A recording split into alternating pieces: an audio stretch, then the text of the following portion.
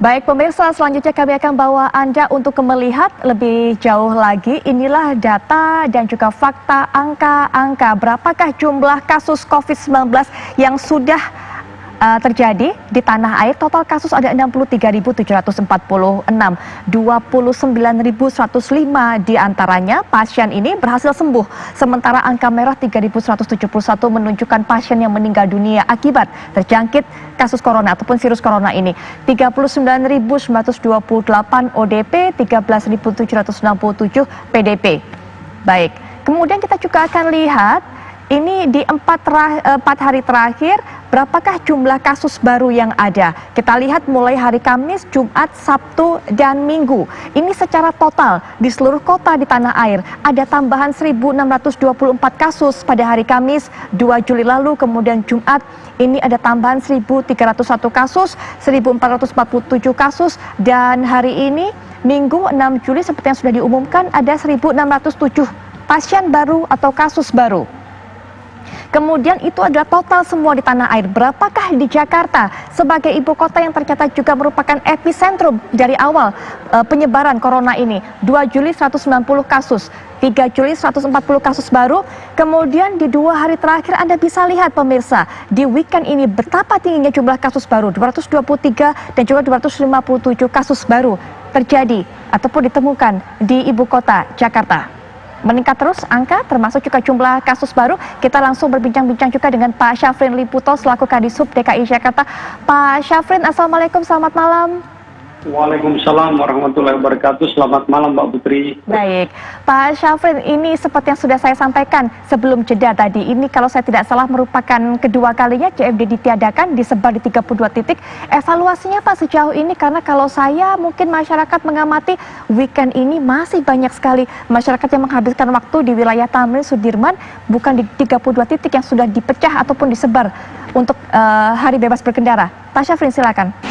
Ya baik, jadi hasil pemantauan kami hari ini memang terjadi peningkatan jumlah warga yang beraktivitas. Apakah itu di 32 titik pelaksanaan kawasan khusus pesepeda, bahkan juga di kawasan Sudirman Tamrin. Untuk di 32 titik hasil perhitungan kami di lapangan menunjukkan ada peningkatan sekitar 7%. Kemarin pada minggu lalu angkanya sekitar 88.000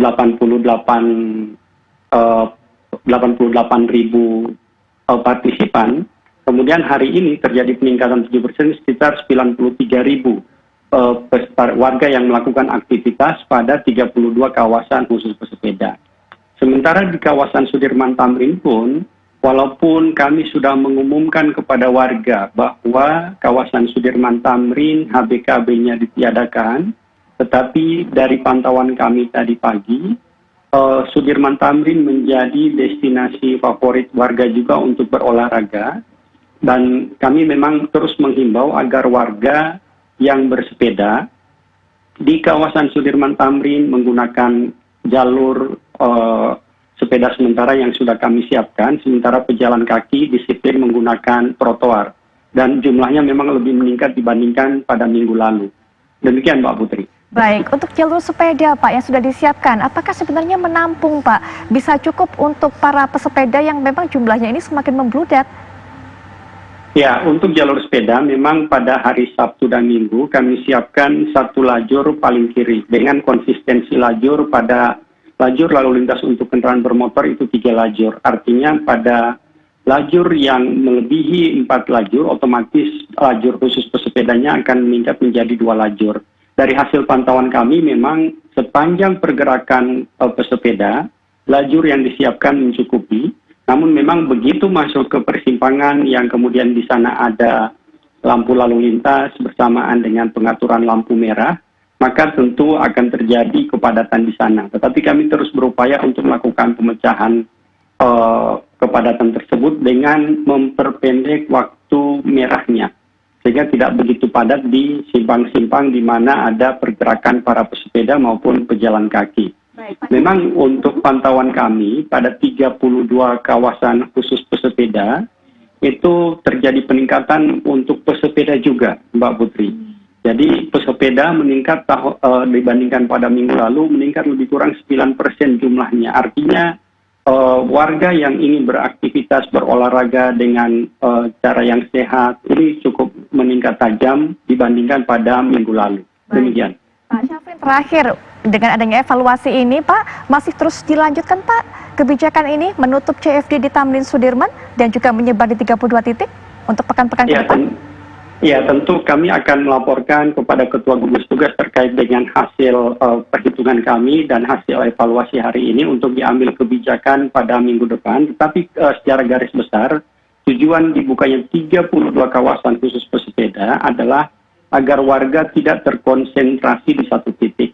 Kemudian yang kedua, tentu kita tidak ingin ada kepadatan ataupun warga yang datang hanya untuk kongko-kongko, kemudian nongkrong atau selfie, dan itu tempatnya pasti di kawasan Sudirman Tamrin.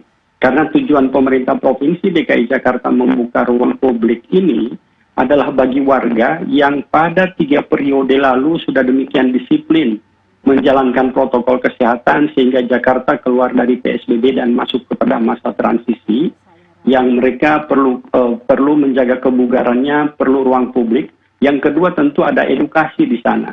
Warga yang tadinya disiplin menjalankan protokol kesehatan secara individu, di sini di ruang publik ini mereka kami latih. Kami latih untuk menjalankan protokol kesehatan secara kolektif. Begitu protokol kesehatan dijalankan secara kolektif, ini menjadi tradisi baru yang bisa kita jalankan di masa normal baru. Barangkali demikian, Pak. Baik, Pak Syafrin Liputo, terima kasih sudah bergabung dengan kami. Terima kasih untuk waktunya sudah menjelaskan dan juga memberikan informasi, Pak. Sekali lagi terima kasih. Terima kasih, Mbak Putri. Baik, nanti kita akan lanjutkan pembahasan mengenai tadi sudah dijelaskan oleh Pak Syafrin Liputo mengenai bagaimana upaya disiplin secara pribadi maupun kolektif. Nanti mungkin Pak Pandu dan juga Mbak Bobi bisa memberikan komentar. Tapi kita akan menuju ke Laras Kiranasari dulu yang sudah berada ini di kawasan Tamrin Sudirman sepertinya dan melihat bagaimana aktivitas di sana. Kalau minggu lalu, Laras, saya masih lihat banyak sekali orang-orang yang nongkrong pada hari Minggu malam. Nah, apakah hal yang sama juga terjadi pada Minggu malam ini? Ya, Putri Viola, kalau malam hari ini dari pantauan kami, saat ini kami mengabarkan di Taman Spot Budaya Duku Atas. Di sini banyak masyarakat yang beraktivitas, mulai dari yang ada yang bersepeda, ada yang melakukan jogging, olahraga skateboard, atau sekedar berfoto-foto di sini juga ada malam hari ini. Tadi kebanyakan untuk malam hari ini didominasi oleh masyarakat yang bermain skateboard. Nah, tadi kalau selama pantauan kami sebenarnya bisa dikatakan ini tidak terlalu ramai ya, bisa dikatakan ini masih kondusif begitu. Dan juga masyarakat yang duduk-duduk di sini juga menjaga jarak. Namun pelanggaran yang paling banyak kami temui di titik kami mengabarkan ini adalah banyak yang tidak menggunakan masker.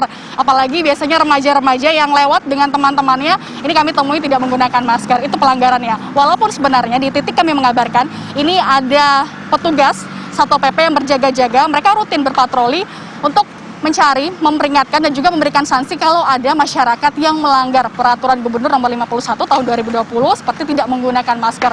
Dan mereka ini langsung akan diberikan sanksi berupa bisa sanksi administratif seperti denda 250.000 atau juga sanksi sosial. Nah, tadi dari pukul 4 sore hingga saat ini sudah ada 3 orang yang dikenakan sanksi lantaran tidak menggunakan masker. Nah, saya juga akan ajak Anda pemirsa untuk ngobrol-ngobrol sedikit di sini. Kebetulan ada yang sedang beristirahat habis main skateboard. Halo, selamat malam Mas. Ya. Boleh berdiri? Selamat malam. Selamat malam. Dengan Mas siapa nih? Mas Michael. Mas Michael, ini habis main skateboard ya di sini ya? Wah, seru banget. Ini kalau boleh tahu Mas, kalau setiap minggu malam memang rutin Mas Michael main di sini? Kalau saya sih tergantung ada waktu ya. Soalnya saya juga ada kerjaan kayak freelance, jadi sekalinya ada waktu saya bermain. Tapi kalau enggak ya saya nggak bisa main gitu. Kayak sekalinya ada waktu saya manfaatkan untuk olahraga. Ya, pasti ini hal yang bagus. Nah, tapi kalau tadi saya pantau beberapa orang yang kalau olahraga, main skateboard kan juga memang agak kesulitan ya kalau menggunakan masker. Nah, mungkin bagaimana sih Michael untuk menjaga diri sendiri ketika olahraga di sini seperti apa di keramaian gitu? Kalau bagi saya ya, yang saya lihat kan juga ada kabar-kabar yang kayak kita lagi olahraga tuh sebenarnya nggak bagus ya menggunakan masker. Oke, kalau kita nggak pakai masker, oke, saat kita berolahraga. Cuman mungkin saat kita istirahat dan berkomunikasi seperti ini, kayaknya kita harus pakai masker. Karena kalau kita olahraga pakai masker, itu bisa pengap gitu kan nafas kita. Dan juga kalau nggak salah ada saya baca dia ngeluarin karbon udara yang kotor juga gitu. Makanya kita baiknya jangan nggak pakai masker saat olahraga, tapi jaga jarak. Tapi setelah kita istirahat dan kita agak berdekatan dan berkomunikasi, sebaiknya kita pakai masker buat jaga diri kita masing-masing. Menurut saya sih seperti itu. Oke. Nah, kalau di biasanya ini mungkin kenapa sih Mas memilih Sudirman yang menjadi tempat untuk berolahraga atau skateboard? Mungkin di dekat rumah Mas Michael ada nggak sebenarnya untuk fasilitas seperti ini? Ya, kalau warga Jakarta juga udah banyak yang tahu ya, di Jakarta tempat seperti ini tuh jarang. Untuk main seperti ini tuh jarang, nggak memadai. Yang ada kita langsung ke jalan.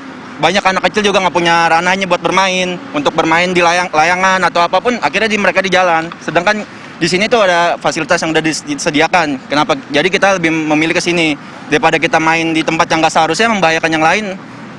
Jadi lebih baik ya kita di sini aja. Emang di sini kan udah ranahnya gitu untuk dipersiapkan gitu. Jadi saya lebih memilih yang sudah di sini. Nah, kalau misalnya kan biasanya setiap minggu pagi ini kan di sini ada CFD nih Mas.